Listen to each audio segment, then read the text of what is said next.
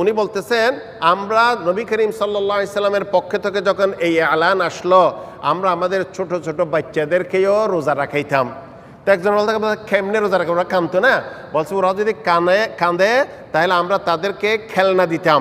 আবার খেলনা কিসের তাও বলছে মিনাল ইহিন, তুলা দিয়া কাপড় দিয়া খেলনা বানাইয়া তারা ওনাদেরকে দিত যাতে খানার কথা ভুলে যায়। যেরকম আমরা ছোটোবেলায় কাপড় দিয়া কেউ বউ বানাইতো, কেউ স্বামী বানাইতো, এগুলো মানে গৃহস্থী শিখতো আর কি।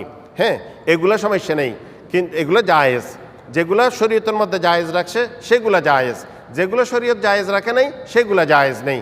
যেরকম দফ এক সাইডওয়ালার দোল যেটা আছে সেটা বানানো জায়েজ, কোথায় বাজাবে সেখানে হতে হবে সেটা। নবী করিম সাল্লাল্লাহু আলাইহি ওয়াসাল্লাম এটা বাজাইছে বিবাহের সময়, বিবাহটা এলান করার জন্য। কিন্তু এখন আমি যদি অন্য জায়গায় বাজাই তাহলে ঠিক হবে না, আবার সিস্টেমটাও যদি বদলে যায় তাও ঠিক হবে না। কেন? নবী করিম সাল্লাল্লাহু আলাইহি ওয়াসাল্লামের জামানায় যেই সিস্টেমে হয়েছে, যেই জায়গায় হয়েছে ওই সিস্টেম অনুযায়ী হতে হবে, ওই জায়গা অনুযায়ী হতে হবে।